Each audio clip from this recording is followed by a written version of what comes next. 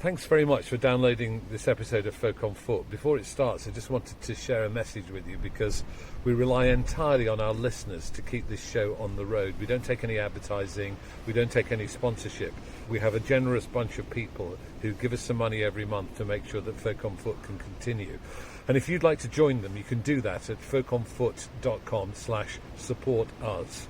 You can become a patron and make a regular contribution, or if you don't want to do that, you can just buy us a coffee. It's as simple as that.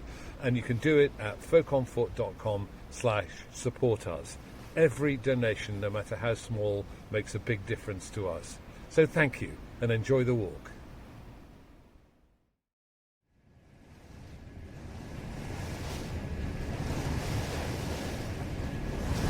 Oh, I do love a ferry.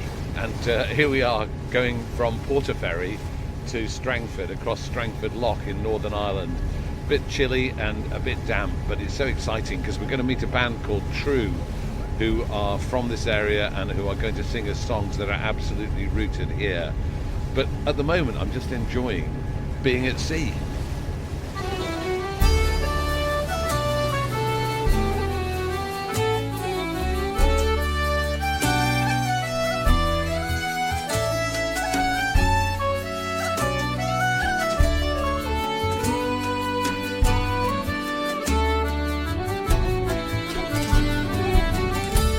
Morning, really nice to see you. Thanks, Matthew. Just tell us exactly where we are. So we're in Rostrevor, County Down. It's on the mouth of Carlingford Loch, and we're just about to walk into a forest known as the Fairy Glen, and it's very popular with families coming in on a Saturday. I used to roll my Easter eggs up here as well, so yeah, lots of memories from this place. I just wanted to introduce yourselves. Yeah, so I'm Dónal. I grew up in the neighbouring town, Warrenpoint, just down the road. Just a few months ago, my mum and dad told me that when they were moving to this area, dad's from Derry and mum's from Banbridge, they were looking at that house right there. For whatever reason, it didn't work out. Oh, that would have been beautiful, overlooking the stream here. It's pretty special, wouldn't it? Yeah. Pretty special. No, but Warrenpoint's nice too. And you're Zach? Yes, I'm Zach. So unfortunately, I'm not from here. I'm from a bit further north, just outside Lisburn. And Michael? Yes, my name's Michael Mormecha, and I come from Lisburn also. Yeah. Wonderful to meet you here. Yeah, and thank you. Let's go. Let's get walking. And your band is called True. What's the story behind the name? So True comes from a story that I heard at a singing session one night. Someone asked me if I knew about the myth of the True, and it's from the Irish word for three people, which is truer. And the True were a band of poet musicians who were singing for tribes and clans and kings and queens in medieval and for hundreds of years in Ulster, and they were revered across the Celtic world, and it was actually, they were thought to possess access to the other world through their songs, and it was an unbroken trio. So you would have an elder, a younger, and then someone in between. So when the elder was getting to the end of his or her days, he would pass on all of the songs and stories to the other two, so that when he fluffed it, then they would get another younger in, and then it would be unbroken for, they say it was centuries.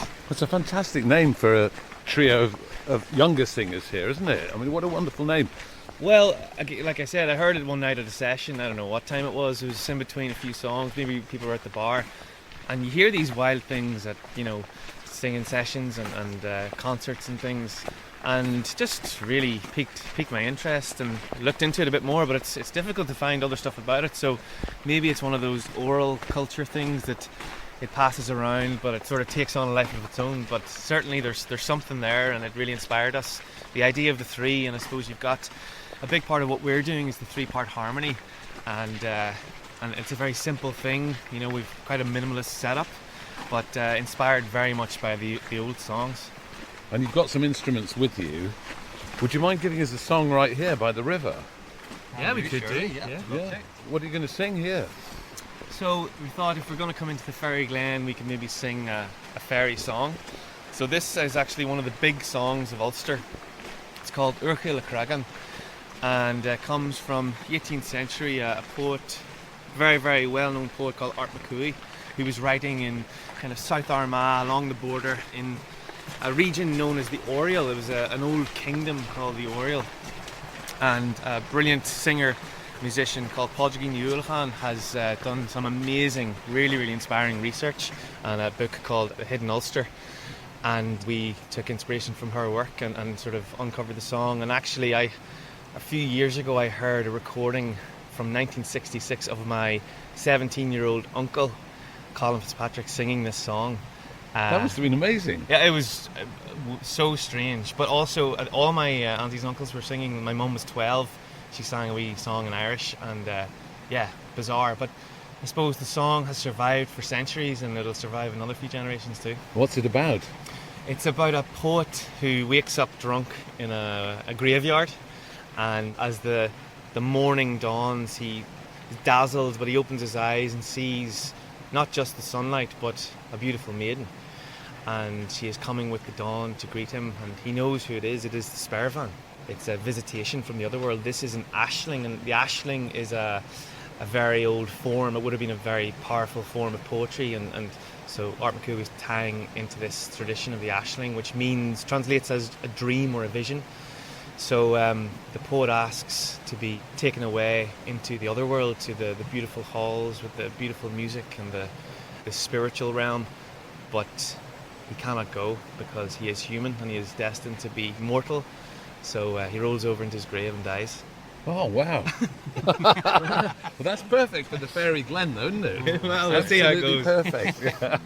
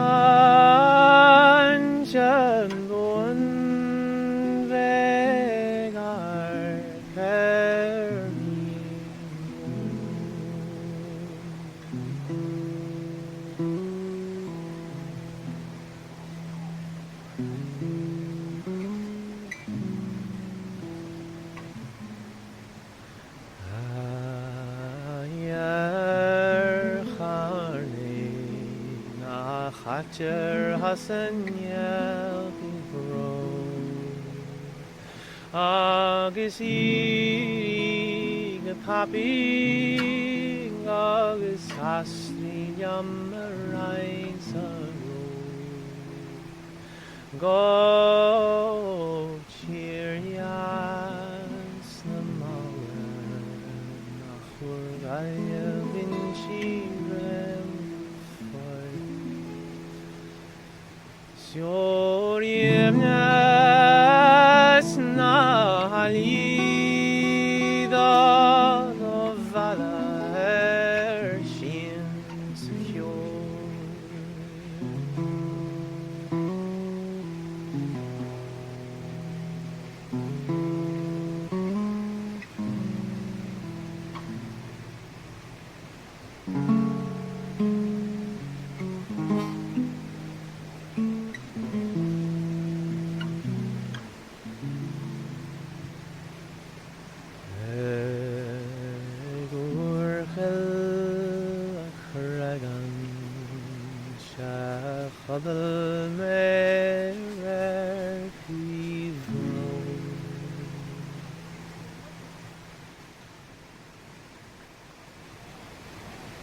It's absolutely beautiful.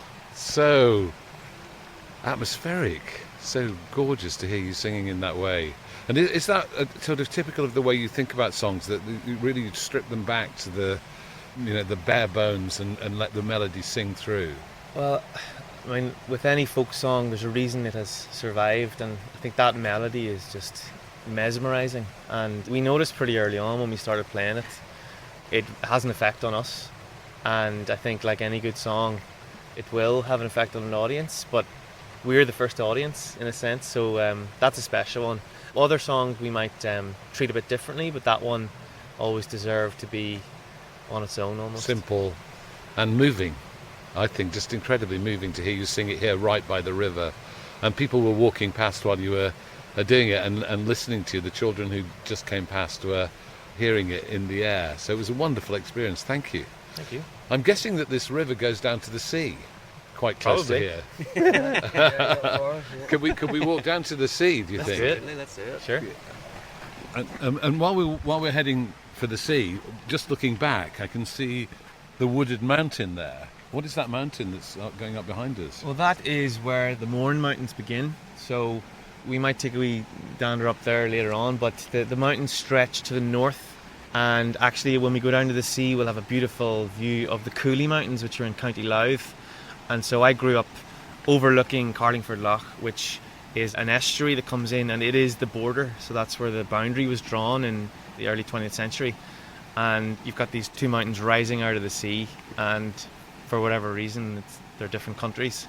And there's some legends and lore that are circulating in the air around here as well. No, we'll talk more about those in a minute. But what about the legends of the Fairy Glen? Because we're in the Fairy Glen now, so what sort of fairies should we expect? Well, you never know what you might find in the Fairy Glen. That's the thing with all across Ireland. I think it's more the landscape that attracts these sort of mystical ideas. Like we're walking by this beautiful bubbling river and at the foot of the mountain, so it's hard not to think of other things and be inspired by those ideas. And the idea that there's some kind of magic in the air Absolutely. is quite a powerful thought, isn't it? Yeah, and I think these areas, they're so rich, and nature almost dominates. The non-human natural world dominates, and I think that's where these stories come in. It's almost like they're trying to keep it away from humans and steal it away from humans a little bit. So yeah, it doesn't take too long to be inspired, and maybe to meet a fairy. You might think that they're actually just a local, but sometimes they say they're you They have ask magic around powers. and yeah, they don't actually exist. They're only in the Fairy Glen. So I'll keep an eye out. There's somebody walking his dog here, I don't know. is he a fairy? Morning. Well, Tommy. No, it's a friend of yours. oh, you're Tommy. Oh, good.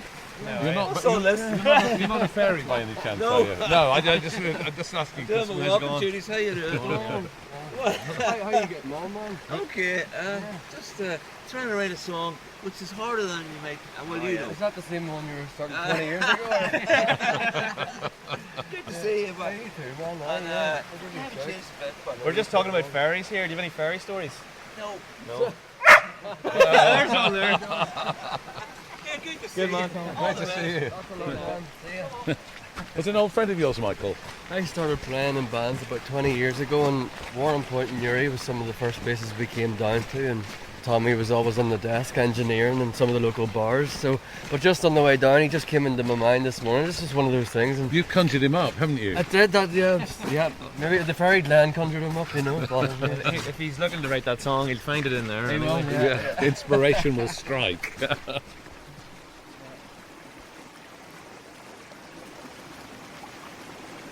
The boys got a bit ahead of me now, and I think they've just stopped to talk to some people in the square just by the river here. They're going to sing a song. I think they're just going to sing a song for these people who've just fetched up. Sleep I can get none, for thinking of my dear. When I sleep, I dream. When I wake, I weary. Sleep, I can get none for thinking of my dear. I walk alone, walking still and weary. Sleep I can get none, for thinking of my dear.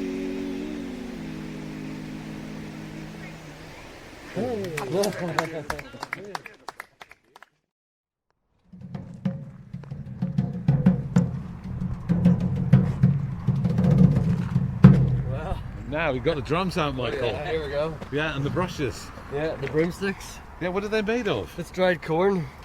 You played the drums with dried corn? Yeah, and you can buy these from a company for $30, but I just bought a broom for £10 and made 4 pairs. So there you go. There's a tip to any drummers out there. Very practical.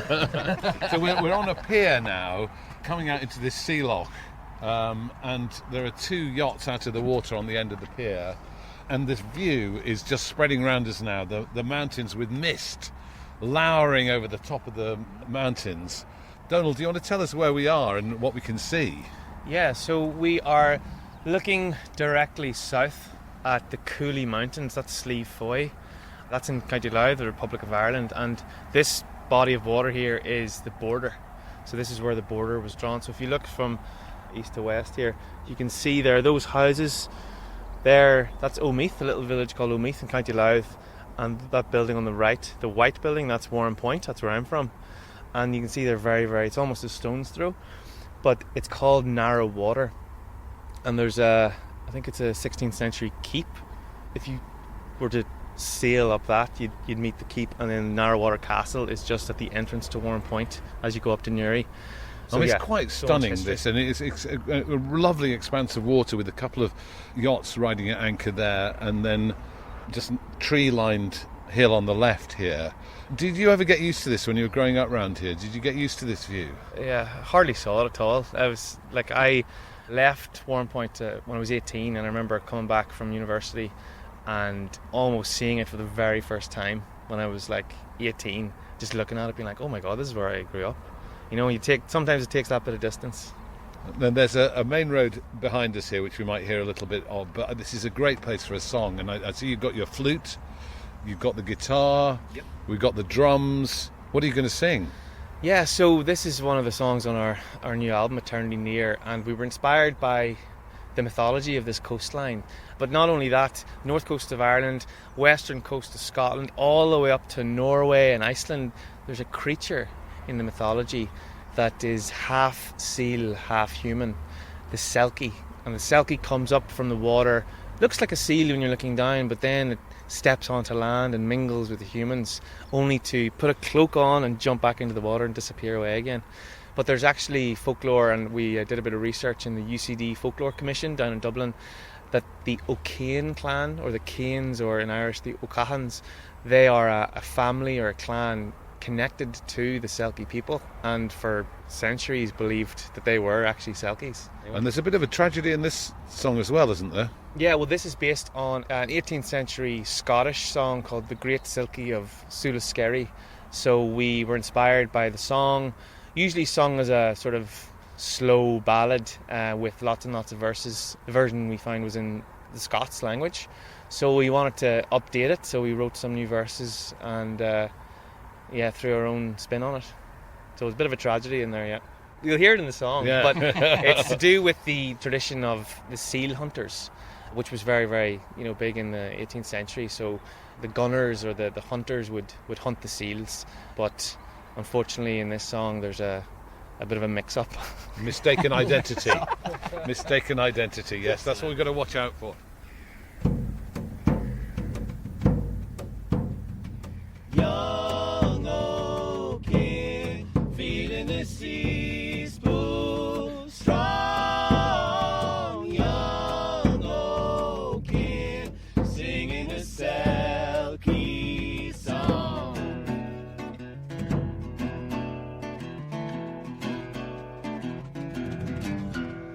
A shadow rose from out the sea, cradling a newborn, search of a lady to nurse the babe for 7 years, till he returns from whence he came. Though this wee boy his heart beat cold, a local girl raised him as her own. Around his neck he wore a chain of gold, and he swam away at 7 years old. Young O'Kane, feeling the seas go strong. Young O'Kane.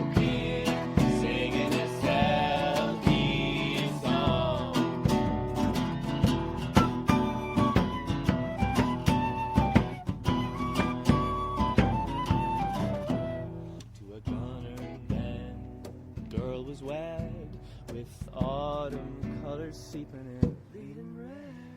October moon, all full of gin. He held his gun against his chin. At young O'Kearney, he took his aim, the golden chin, well, he blew it free. She said, "What have you done?"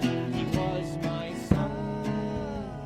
I hate the people of the sea. Young O'Kearney, feeling the seas pull strong. Young O'Kearney, singing a self-peace song. Young O'Kearney, feeling the seas pull strong. Young O'Kearney, singing a self-peace song. Singing a self-peace song. Singing a self-peace song. Ah, that's amazing. That's so fantastic. So that's a very good example of you guys taking a very traditional song but putting your own stamp on it, both lyrically and musically. Absolutely, yeah. Well, it was our sort of Selkie myth mixed with a bit of Crosby, Stills and Nash. And you have a kind of bunch of influences that are quite surprising, don't you? I mean, I think the Beatles have been mentioned in the past. Absolutely, yeah. We all love the Beatles. Mike was my neighbour when we were growing up, and we grew up playing in a lot of different bands together and singing a lot of sort of different types of music. And then I met Dónal singing sort of folk songs and singing in choirs and things like that. And so when we came together, it was just a mix of all those influences. So yeah, the Beatles, Crosby, Stills and Nash, Joni Mitchell, and then all the folk and traditional music and things like that. What sort of bands were you and Michael in? Loud rock bands, playing a lot of riffs. Heavy metal, rock and roll, and everything in between. You wouldn't think it really, just to look at you now, to hear you now. But you were really into that kind of much more noisy. Yeah, but that's music. where it's with True. First of all, we meet at harmony, but then the influence of more alternative music, and then doing some of these, 300, 400-year-old songs with electric guitar and with, experimenting with strange effects and textures, but always letting the song sort of live at the front of that and supporting it with, new ideas. So are there other famous musicians from this area? Yeah, absolutely. Yeah, we're on the waterfront here. There's a house over there as you walk up into Kilbrony Park, which is where we're going to go up to the Clockmore Stone up the mountain. Tommy and Colm Sands live in there, and they have a studio. And some of your listeners might know the Sands family, who were, making music in the 60s and 70s, and I think they're still touring Germany. But yeah, Tommy gifted us a fantastic song called County Down, which we recorded on our first album. And actually, that was our very first song that we did, wasn't it? The very first song we learned. We went up to Derry, up to a studio with a great jazz drummer and producer called David Little, just to work out sort of the true sound for the very first time. So that was Tommy Sands sort of supporting us with that song, and thankfully it works out. We do it at every gig we do, and it's a really powerful one. Could you give us a blast of it? Sure. Yeah. When you're out walking and there's no one near you, but a voice keeps calling and you hear your name. It's not the leaves or the whispering breezes, it's me that's calling you back again. Oh, can you hear me? Oh, can you hear me? As you roam through lonely London town, when evening's falling, you'll hear me calling. Come on home to the county down. Do you remember the fiddlers playing and the songs and stories the whole night long? Well, it's little then that you thought of leaving. It seems so strange now that you're gone. Oh, can you hear me? Oh, can you hear me? As you roam through lonely London town, when evening's falling, you'll hear me calling. Come on home to the county town. Come on home to the county town. Good man, Tommy. So now we're up the mountain. Which mountain? Where have we come? Yeah, so we've come in past Kilbrony Park, Rostrevor, and we're up at the top car park, and we've got a jaunt, pretty steep now, I must say, a wee steep jaunt up to Clockmore.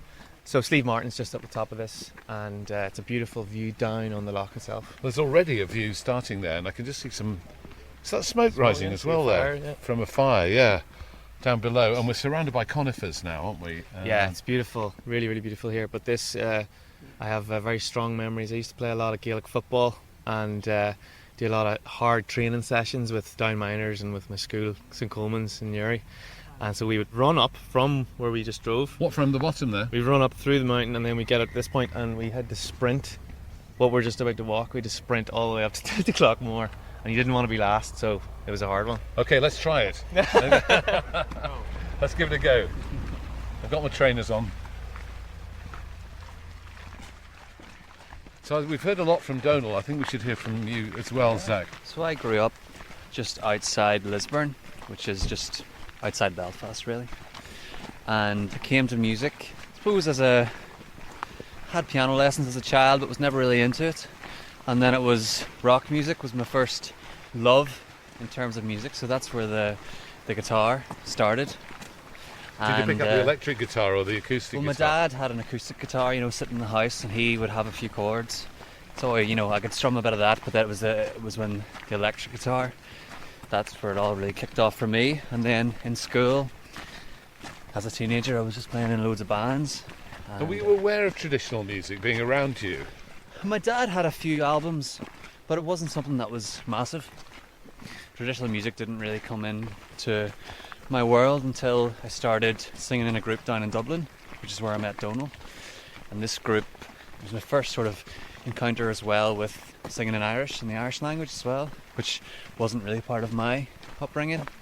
So did you have to learn the Irish language? Yeah, So that's been a great journey for me. And what impact did it have on you? Why did you feel drawn to it at that time, coming out of a rock background? I think it was just the stories, songs and stories about where I'm from and the things that are going on where I live, so just fell in love with it that way. And then me and Dónal, we started, when we were touring with this group, we started experimenting, arranging the songs and singing together. And I was already singing and playing with Mike, and so we had the idea of sort of bringing the two worlds together. And was there any kind of reaction from the people that the kind of scene that you'd been in before?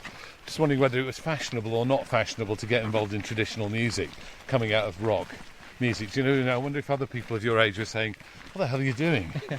Well, definitely there was a few people who perhaps, didn't understand. Why are you singing in this different language? Or things like that. But to be honest, I've never really taken much notice of that. Yeah, I just follow my nose in terms of whatever feels right and natural to myself. And when we started recording and singing together, it just came so naturally and felt great, so just kept doing it. And so the first album, No Fixed Abode, the main themes of that were about place, so we started digging into the local songs from our areas where we all grew up. So we arranged songs from around here, Newry and the Mourne area, and then where I'm from, County Antrim, and so that gave us a real sort of aim for the first album, which was a great I think process. That's when you first got in touch with me, isn't it? I think there was a sense that what you were doing chimed with what we were doing on Folk on Foot. It's been a bit of a long gestation period, but you were aware of the sense of place. Exactly, yeah. That makes Folk on Foot so absolutely powerful. So it's this is, exactly what we're into. The sense of location and place that these songs can give us. I just want to point out that if I am a little bit out of breath, it's because it is getting a bit steeper. Oh, me too. And we are sprinting, obviously. Absolutely, you're getting the training in. So the climb is getting higher, and I can imagine there's going to be a spectacular view at the top here. But Michael, can we bring you into the conversation a bit as well? Because I believe you have some Ukrainian heritage. That's right, yeah. Grandad came over and landed in England after the war in about 1948. In the Second World War. Yeah, Second World War, after having been taken from Ukraine by the Nazis for forced labour. So he worked in Austria and ended up in England as a refugee in 48 and fell in love with a Scots lass, and that was Granny, and then they had two sons, one of which ended up as a British soldier patrolling the streets of Belfast in the 70s, and that's where Dad met Mum, so that was the start of our family. What a story. Yeah, so what effect does it have on you, having that knowledge? It's always been an interest in trying to connect or know what part of your heritage to connect to, and not really appreciating it until getting a bit older and realising what it actually means to have blood from Eastern Europe, and being able to have a sense of pride of different parts of blood and family. And yeah, I mean, I'm guessing that the recent events in Ukraine have had a big impact on you then.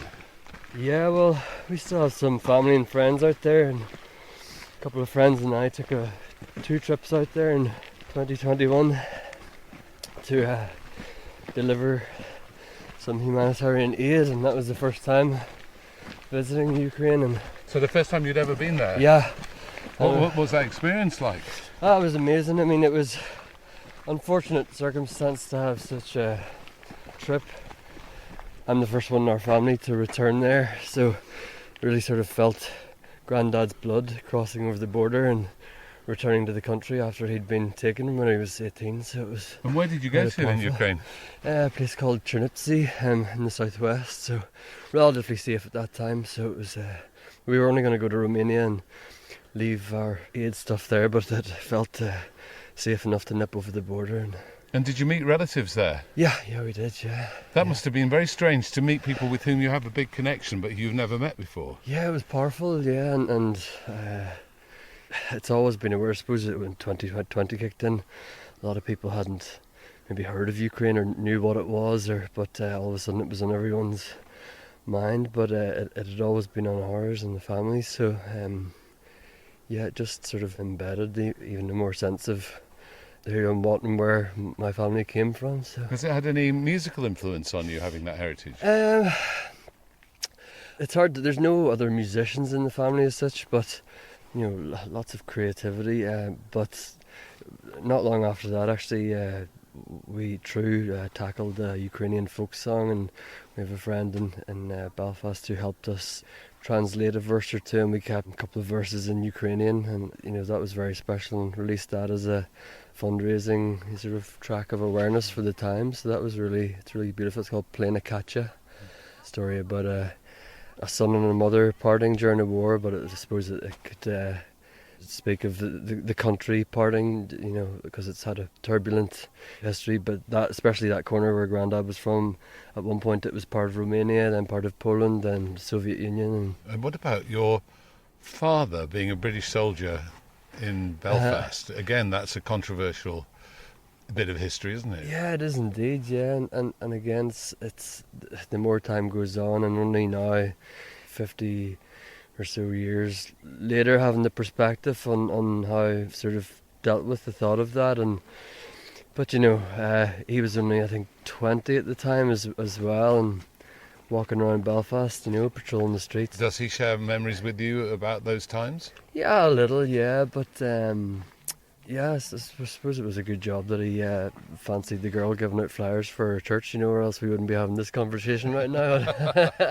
and I suppose you guys are of the age where you are the sort of children of the Good Friday Agreement, aren't you? Yeah, well, I just remember still, being a kid and seeing soldiers on the street with guns. So I'm actually, and road blockades and checkpoints. So I'm actually really glad of that, because I can still appreciate what it was, even for the generation above us, to what they grew up, even more of that, and hearing a bomb or two in your day, and of course the Oma bomb, and being old enough to know what that meant. But yeah, and as Zach said, we grew up in Lisburn, just outside Belfast, and especially I grew up in a housing estate that was staunchly loyalist, and never heard of trad or these songs. So True as well has been a gateway, only in my 30s, to have that door and opportunity opened. It's been an amazing journey, and reconnected me with parts of Irish heritage and stuff, something to be proud of, and now it's a never-ending fountain of songs to explore that that we're getting our way through. So So it's interesting what you're saying, because it sounds like one of the songs that I've heard you sing, and I wonder, Dónal, if you can just tell us about that, and maybe standing here with this amazing backdrop of the mountains and the mist and the water, I wonder if you could sing the song as well. Yeah, well, just behind us here, we look down on Carlingford Lough, and this is the border. This is actually the southeasternmost point of Northern Ireland. So if you look across there, those mountains, that's the Coolies, that's County Louth, the Republic of Ireland, and we're standing here in the north. And there's a particular song that we put on our first album. We actually got a chance to sing it in the Ulster Hall at the ceremony for the Northern Ireland Music Prize when we were nominated for Best Album. But it was a special moment for us. But it's a very typical folk song, because this melody actually dates back to maybe 18th century. It's known as either the Merry Month of May or the Nightingale, so it has two names. But in the 1950s, a very famous Irish artist called Dominic Behan, a writer, a poet, a singer, he wrote a song which is very, very well known, a Republican song called The Patriot Game. The Clancy brothers took that, they were friends of Behan, they went over, conquered America, went to Carnegie Hall, sang this song, and a wee lad called Bob Dylan heard it and he loved it, but he did his own thing with it, and he wrote a song called God on Our Side, which was a sort of a protest song, anti-war against Vietnam. But the melody is the same, and goes back centuries, so we wanted to do something, and obviously what's happening in the last decade here is really changing the culture, and with Brexit it has changed a lot. It's caused a lot of cultural conflict, which obviously was there, but it's putting another spanner in the works, and It's coming back to the surface. yeah, very much. It was already pretty close to the surface, so we just wanted to write a song. I mean, what can a song do? But sometimes a song is all you have, so we wanted to write our own, and this is our version, and we called it Rebel Song.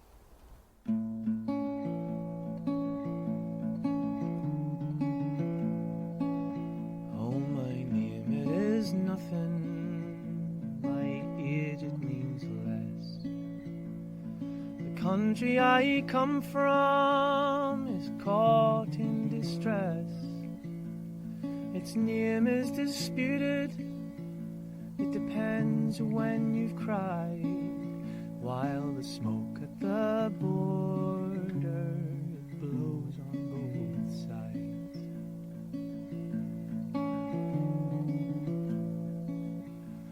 On all these young rebels, this irony is lost. A beauty born terrible, and worse was the cost.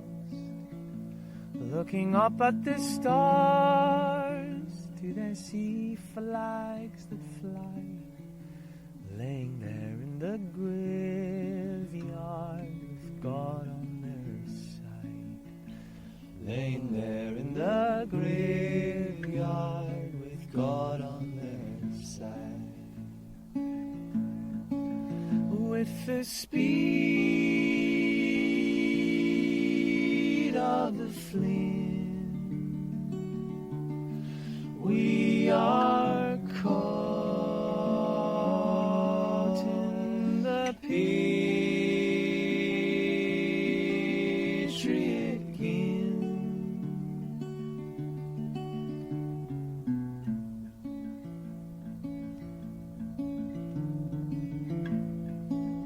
By the river rivers and shucks where singing birds flew. The frontier is creeping into our view, and it soon won't be long before lies are exchanged, and the people will fight instead of complain. Yes, the people will fight instead of complain. With the speed of the flame, we are caught in the Patriot game. We are caught in the Patriot game. We are caught in the Patriot game.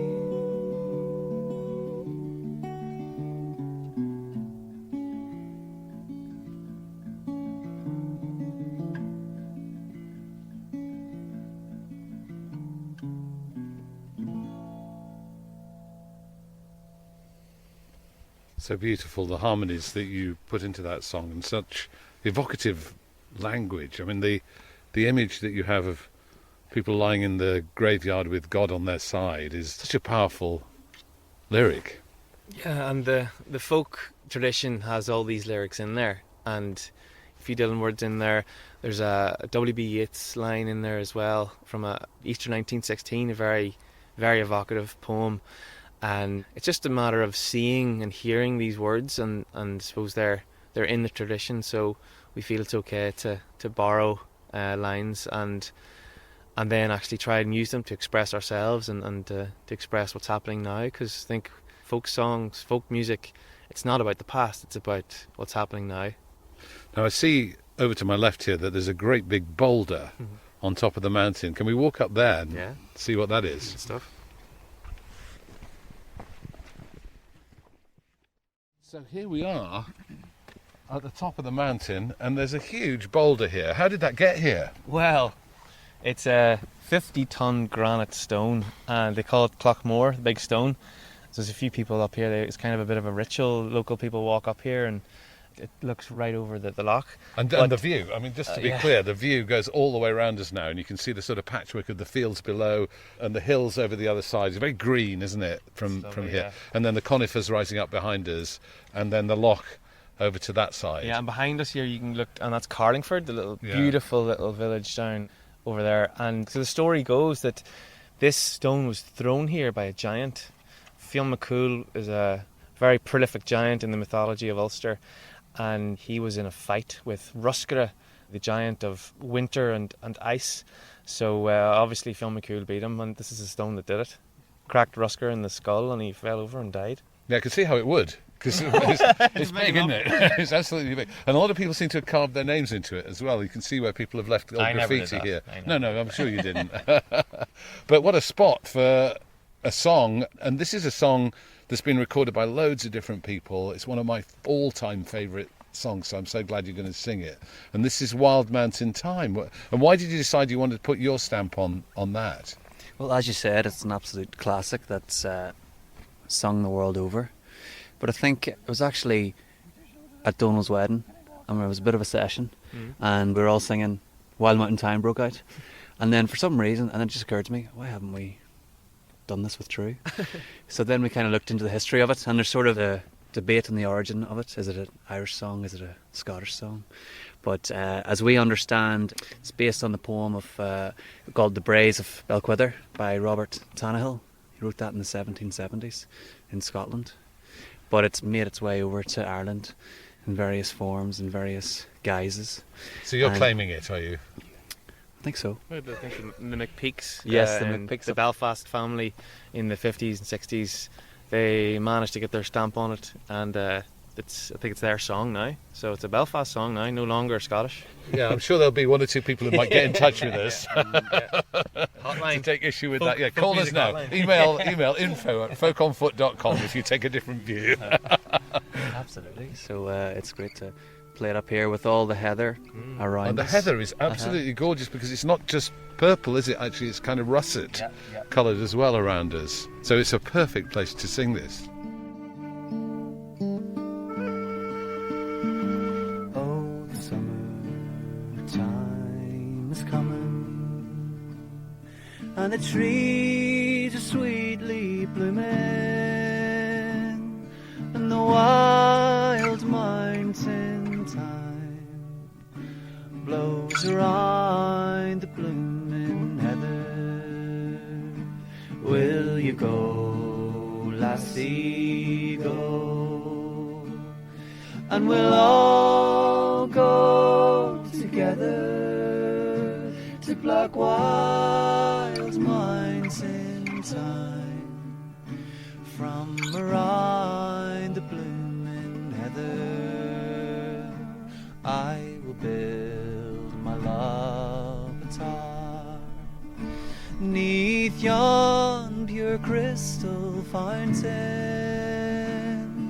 and on it I will leave all the flowers of the mountain. Will you go, lassie, go?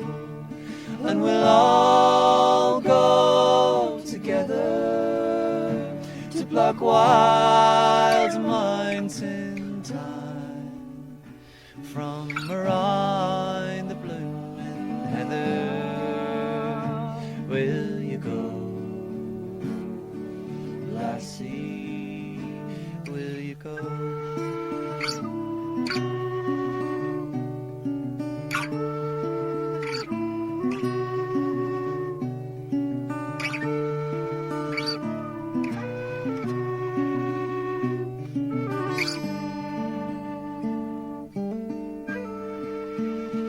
And if my true love won't come with me, then I'm sure to find another to pluck wild mountain thyme from around the blooming heather. Will you go, lassie, go? And we'll all go together to pluck wild mountain thyme from around the blooming heather. Will you go, lassie? Will you go?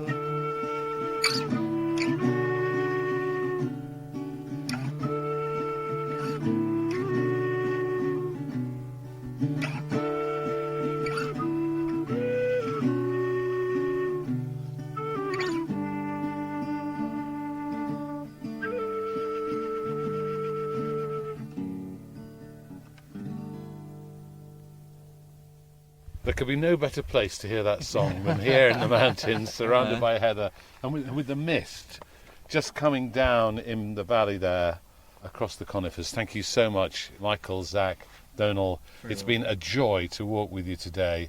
Thank you very much indeed. This has been True, ladies and gentlemen. Thanks, Matthew. Thank you. Thanks for coming over. Thank you.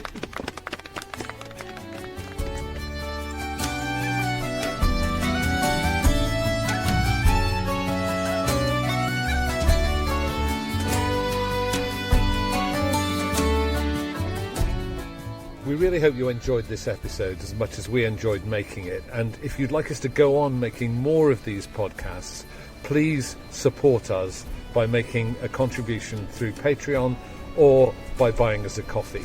You can do both things at folkonfoot.com/support us. And we really appreciate any donation, no matter how small. We love making Folk on Foot, and with your help, we'd like to go on making it forever.